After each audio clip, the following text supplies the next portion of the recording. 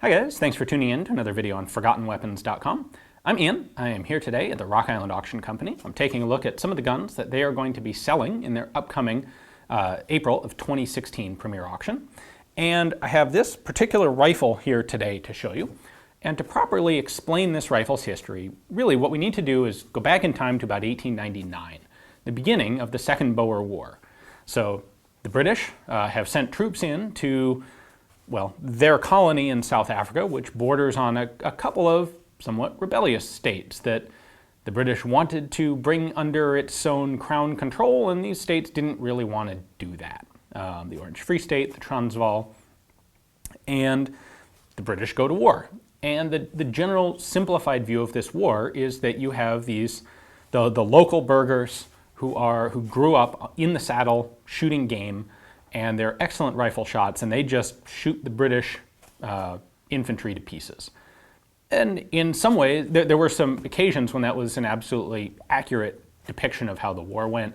Ultimately, British organization, British logistics win the day, and the colonies are subdued and come under British control. However, the British really did notice that their troops were at a substantial disadvantage in firepower to the Boers. The Boers were the ones who had the best equipment, were using these cool new, generally 7mm Mauser 1893 pattern rifles. They were really good rifles. They were quite modern. They shot fast. They were accurate. They used rimless ammunition that was modern and effective. And the British, the best thing the British had were fairly new Lee Enfield rifles and carbines, Lee Metford rifles and carbines. And they had some issues. So the British came out of this war thinking that, maybe we ought to replace these Lees with something a little bit better. The Lee had been the very first British bolt-action repeating rifle. They went from the Martini to the Lee, and they started experimenting. And by 1912, they had come up with a design for a much improved rifle that they wanted. The theory was ultimately would replace the Lee in British military service. Now, they did some tweaking. They ultimately produced, depending on who you read, between 1,000 and about 1,250 of these rifles. They were designated the pattern of 1913 rifle because they were ultimately put into production in 1913. And the idea with this 1,000 or so guns was that they were test trials guns. We'll give them to a batch of troops. Several hundred went to some infantry units. Several hundred went to some cavalry units. A couple hundred went to various musketry schools in the UK. We'll spread them out there, test them in field conditions, and see what people like and what they don't, and any problems that come up that we didn't anticipate. So these new rifles really had a lot of advantages over the Lee. In fact, I think this would work better if we brought the camera in a little closer, and I can show you what some of these advantages are up close. So what the British did with this design is basically adopt a Mauser.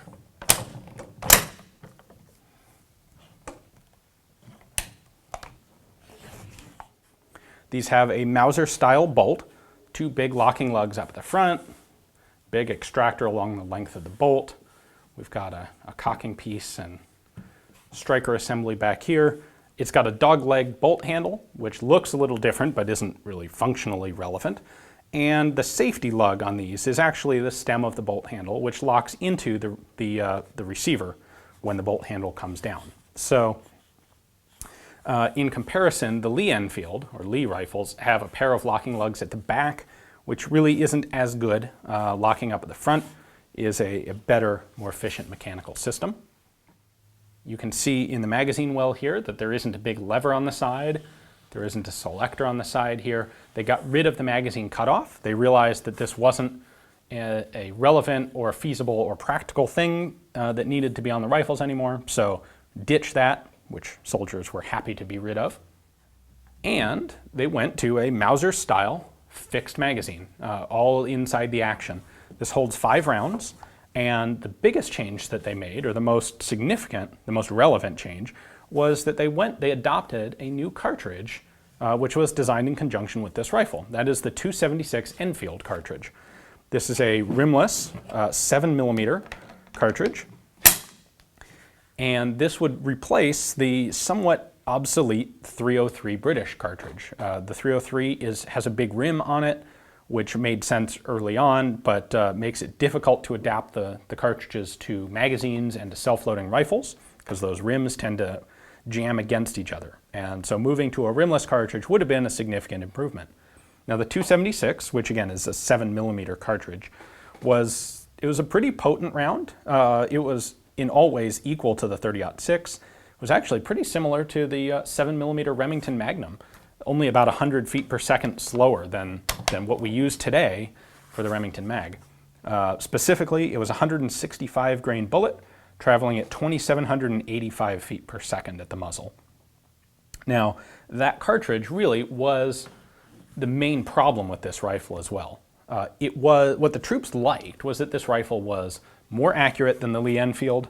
They thought that it handled well, it balanced well, and they really liked the sights. So if we take a look at the sights here, we have these big wings protecting the rear sight.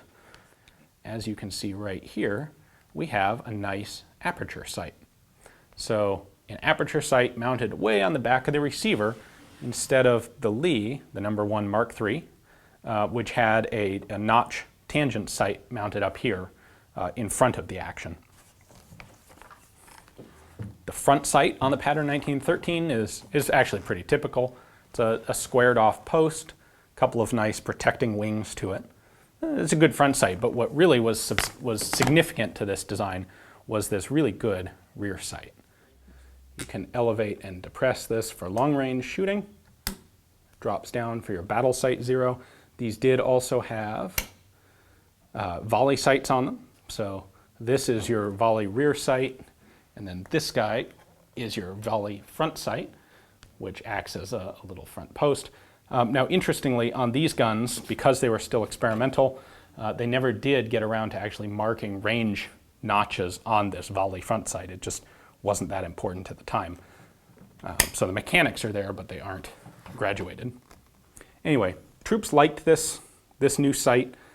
It was more effective, it was more accurate for them. It was a great sight, really.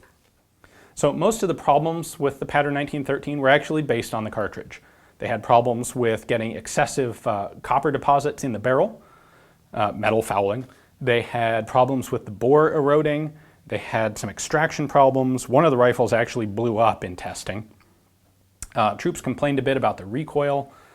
And in general, it was just a little bit too hot of a cartridge for what they needed. Because it's not just the muzzle velocity and the bullet weight. This was, of course, a Cordite-based cartridge. And Cordite's kind of a harsh propellant, burns at very high temperatures. They were complaining about bore erosion with as little as 1,000 rounds through the gun, and that's not a good thing. So after substantial testing in the UK and Ireland and South Africa and Egypt, the guns came back. Like I said, there were some issues with the cartridge. They were generally pretty popular guns with the troops because of the balance and the handling.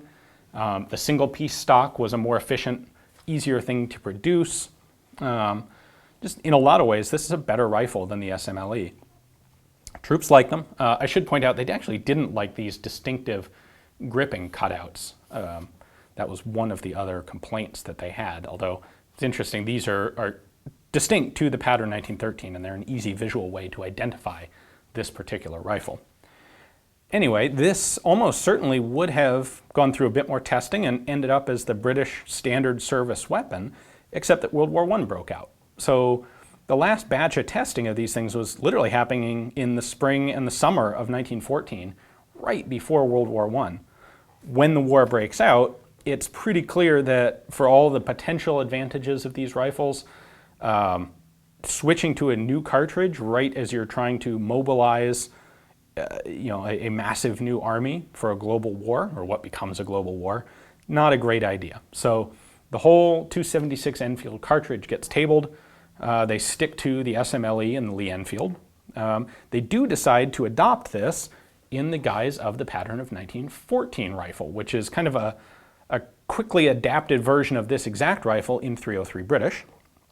A couple British plants like BSA are set to tool up to manufacture these guns, the Pattern 1914 in .303, and for some technical reasons they're not able to. They're too busy trying to make other guns, Enfields largely, and the plan to make these as well fizzles.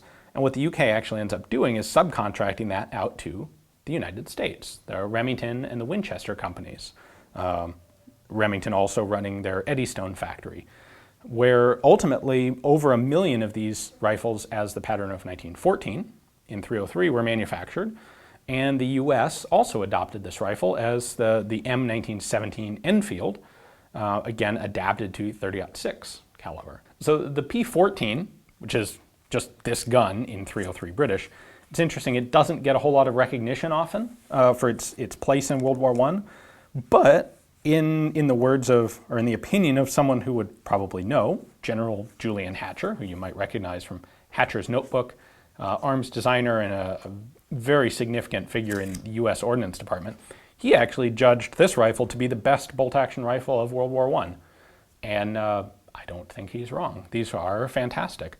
If the British had the extra time and not had a war breakout when they were in the middle of the adoption process, this very well may have replaced the SMLE fairly quickly. So that's the pattern of 1913 rifle. The story pretty much ends at the beginning of World War I. There were a couple last-minute, kind of last-ditch uses for these rifles. The German sniping program in World War I started out actually making fairly heavy use of steel sniper shields.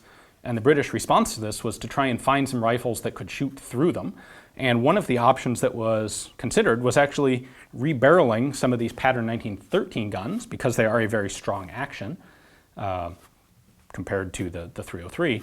They considered rechambering these for some larger, like 450, 470 caliber hunting cartridges to use against German sniping shields. I believe one rifle was actually converted in that way and sent to the front, and that idea fizzled out into nothing.